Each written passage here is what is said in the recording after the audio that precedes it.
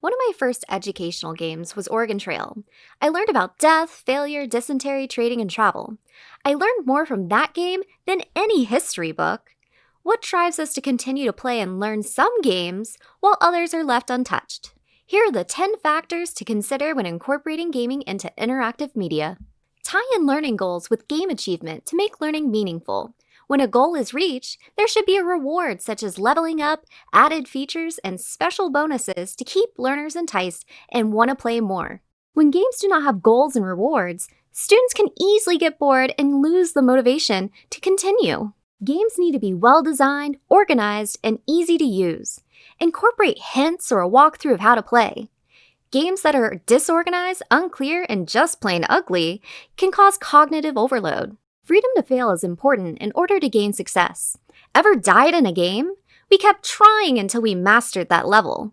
Freedom to explore and experiment promotes new approaches and creative thinking. Without freedom, students will feel restricted and unable to learn from their mistakes. Fantasy increases intrinsic motivation to satisfy needs that may not be available in the real world, such as power, success, and fame.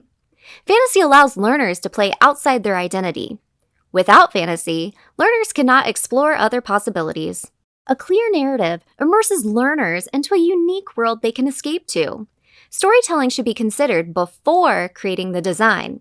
The content must match the narrative to be effective. When the narrative is weak or confusing, the learner will be bored and confused. Using audio and visuals can make games more attractive to stimulate learners' motivation when used correctly. When used incorrectly, it can cause confusion, boredom, and frustration. What motivates the players to keep playing? Games driven with completion motivation are low risk, high reward, and are favored among any age. If they don't see the value in the activity, they won't be motivated or interested. Challenge keeps learners engaged and motivated. Overcoming obstacles have a positive effect on learning and development. When tasks are too easy or too difficult, learners lose interest and quit. Incorporating social features can increase communication, feelings of belonging, cooperation, and competition. Without them, it will create isolation. Mystery encourages curiosity and exploration. Adding novelty increases epistemic curiosity. Without mystery, learners quickly tire. Incorporating gaming into learning drives students to be able to reach higher levels of Bloom's taxonomy because they're more engaged, motivated, and in control of their learning.